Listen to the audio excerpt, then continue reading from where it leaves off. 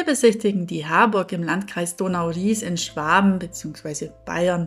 Man sieht sie bereits schon von der Wörnitz aus, hoch über dem Städtchen thronen.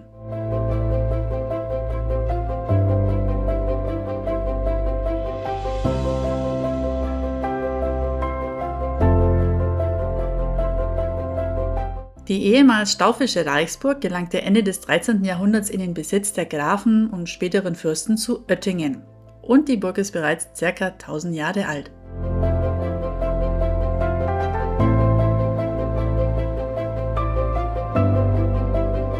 Damit die Burg nicht an andere verkauft werden kann, denn es gab schon Interessenten wie zum Beispiel Michael Jackson, firmiert sie heute als gemeinnützige Fürst zu Oettingen-Wallerstein Kulturstiftung.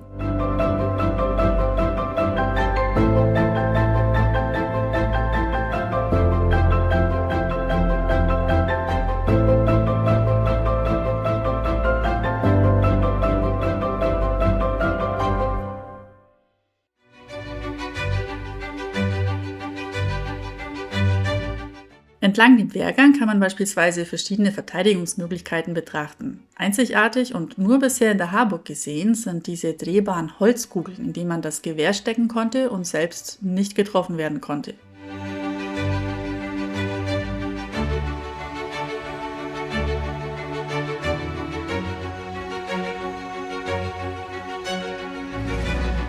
Dies hier war ein Rückzugsort, falls die Burg angegriffen wurde, und es hatte besonders dicke Mauern aus Steinen vom Meteoriteneinschlag im Donau-Ries und dort unten war es kühl, sodass man Vorräte aufheben konnte. Ein Kühlschrank sozusagen.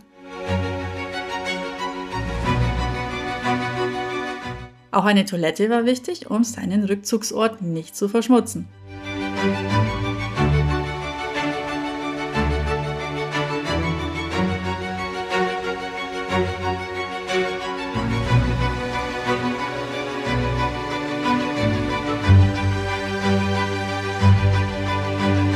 Der Weg hier die Treppe hinauf führt zum prachtvollen Festsaal, der bis heute zu verschiedenen Anlässen angemietet wird, wie zum Beispiel zu Hochzeiten oder Konzerten oder Tagungen etc.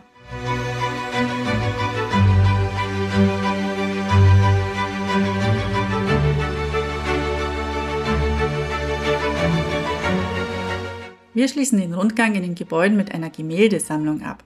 Hierzu müssen wir aber auch sagen, dass es noch viel mehr zu sehen gibt, wie zum Beispiel den Gerichtssaal, die Kirche, Wohn- und Jagdräume. Dort ist es allerdings verboten zu filmen oder zu fotografieren. Das heißt, wer es sehen möchte, muss schon selbst herkommen. Es lohnt sich auf alle Fälle.